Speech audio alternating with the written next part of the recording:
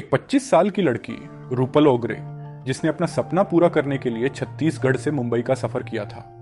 एक नाम जो आज हेडलाइंस में नहीं बल्कि हेडलाइंस के नीचे खून से लिखा हुआ है। 3 सितंबर 2023 की रात मुंबई के पोश इलाके पोवई में उसका शव उसके ही फ्लैट में मिला। गला रेतकर बेरहमी से हत्या की गई थी। लेकिन सवाल यह था, जिसने उसे मारा वो कोई बाहरी नहीं बल्कि जानने वालों में से था। वो उस बिल्डिंग में हर दिन आता था और उसी ने उसकी जिंदगी हमेशा के लिए खत्म कर दी। स्वागत है आपका खूनी राज चैनल में। आप देख रहे हैं एयर होस्टेस रूपल ओगरे मर्डर केस। रूपल ओगरे छत्तीसगढ़ के रायगढ़ जिले से थी। कुछ महीनों पहले ही वह इंडिगो एयरलाइंस में एक ट्रेनी एयर होस्टेस बनी थी। अप्रैल 2023 में वह मुंबई आई और एनजी कॉम्प्लेक्स पोवई में एक फ्लैट किराए पर लेकर रहने लगी। उस फ्लैट में वह अपनी बहन और बहन के बॉयफ्रेंड के साथ रहती थी। लेकिन घटना के दिन रूपल घर पर अकेली थी। बाकी दोनों रूपल की बहन और उसका बॉयफ्रेंड किसी पारिवारिक काम से बाहर गए हुए थे। रूपल सोशल मीडिया पर एक्टिव थी, फिटनेस फ्रीक और करियर को लेकर बेहद एम्बिशियस थी। 3 सितंबर 2023 कत्ल की रात रूपल के परिवार ने उससे कई बार संपर्क करने की कोशिश की। रूपल का फोन बार बार बजा पर किसी ने जवाब नहीं दिया। घर वालों की जब चिंता बढ़ी तो उन्होंने रूपल के कुछ दोस्तों से बात की और उन्हें एक घर में जाकर चेक करने को कहा। उनके पास एक डुप्लीकेट की थी। दरवाजा खोला गया और जो दिखा उसने सबकी रूह कंपा दी।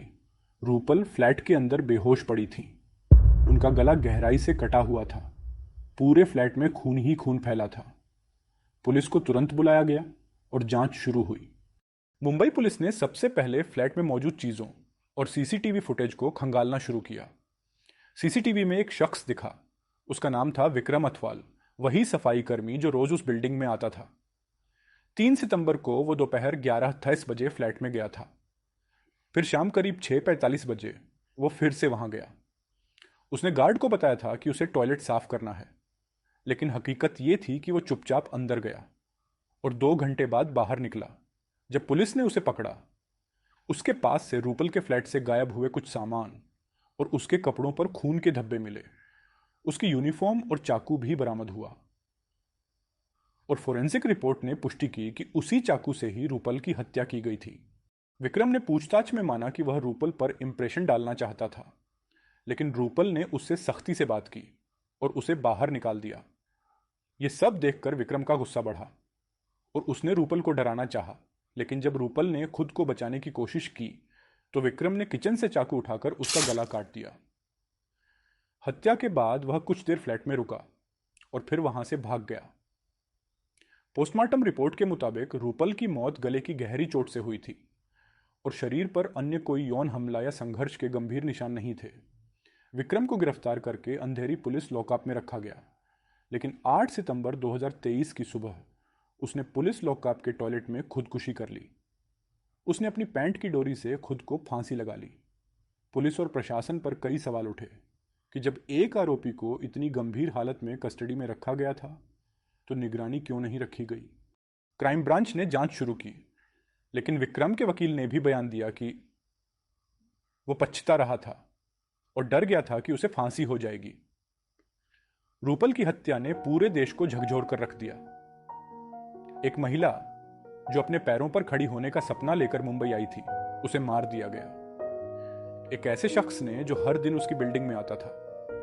यह सिर्फ एक हत्या नहीं थी, ये उन सभी लड़कियों की सुरक्षा पर सवाल है जो अकेले किसी बड़े शहर में किराए के फ्लैट में रहती हैं। क्या सोसाइटी की निगरानी व्यवस्था सही है? क्या ऐसे आउटसाइडर्स का बैकग्राउंड चेक होना जरूरी नहीं? और अगर कस्टडी में आरोपी खुदकुशी कर लेता है तो क्या वो कानून से बच नहीं गया? रूपल की कहानी एक चेतावनी है, एक झटका है इस समाज को। अगर आप चाहते हैं कि ऐसी कहानियां जो सच हैं, डरावनी हैं और जरूरी हैं, आप तक साफ और सच्चे रूप में पहुंचती रहें, तो इस चैनल खूनी राज को अभी सब्सक्राइब कीजिए, क्योंकि अगली कहानी आपके शहर से भी आ सकती है।